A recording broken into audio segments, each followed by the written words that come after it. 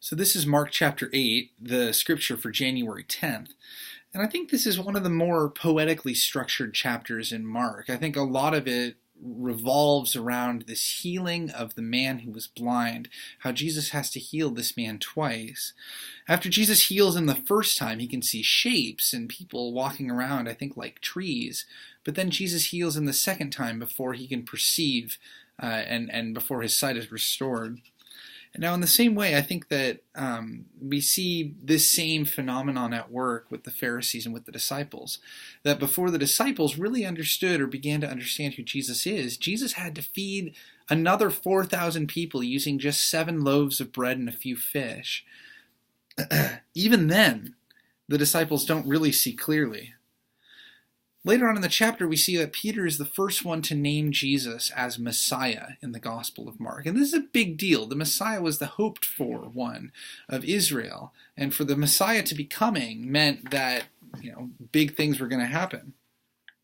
But when Jesus begins to outline what Messiah is going to do and what Messiah is responsible, in fact, to do, Peter wasn't able to see the logic. I think that Peter was instead focused on the things that have been and the here and now, the status quo, and didn't realize that Jesus as Messiah upends just about every status quo that he could imagine.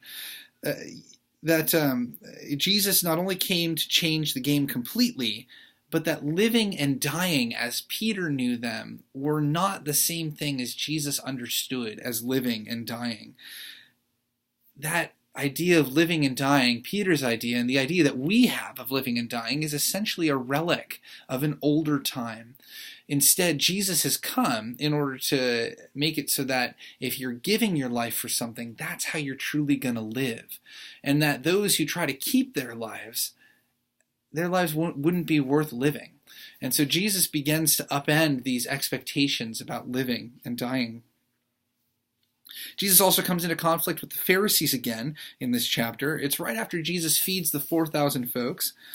And the Pharisees have the gall to ask for a sign. I mean, really? Couldn't you just go and talk with one of the 4,000 people who just ate from Jesus, or one of the 5,000 people who ate before? Jesus refuses to interact with them, and I think that there's something interesting about how Jesus does show a sign to the blind man later on in the chapter when he refused to show a sign to the Pharisees at this point in the chapter. I think there's something, there's a profound truth here that Jesus can understand sort of the why behind these people asking for a sign. And you and I think, can too. You can tell sometimes when a person's asking you a question in bad faith. You can tell sometimes when a person's trying to trap you in logic or trap you in the words that you use. And Jesus senses this from the Pharisees, that they're not asking him for a sign so that they could believe in him. They're asking him for a sign because they want to explain it away. So, I think that this gives us permission. It's a healthy practice that Jesus models for us, that if somebody is asking us to produce something, produce evidence of something in bad faith, we don't have to. There's something really freeing about that as Christians, as people who are little Christs, we're expected to try and model our lives to that of Jesus. And Jesus models firm boundaries here. If you are trying to ask a question that you don't actually want the answer to because you're trying to trap him, Jesus isn't going to give you the answer. Now, finally, we get another glimpse at the idea of the messianic secret in this chapter. We see it a couple times, first with the formerly blind man and then with Jesus' disciples, where Jesus commands the formerly blind man, go straight back to your village, don't talk to anybody.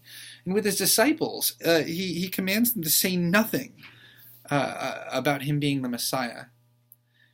Are there any more thoughts that you have on this? I've shared with y'all what my thoughts are, and if you have thoughts, I'd encourage you to write them in the comments. That's all for Mark chapter 8. We'll pick up Mark chapter 9 on Monday, January 13th.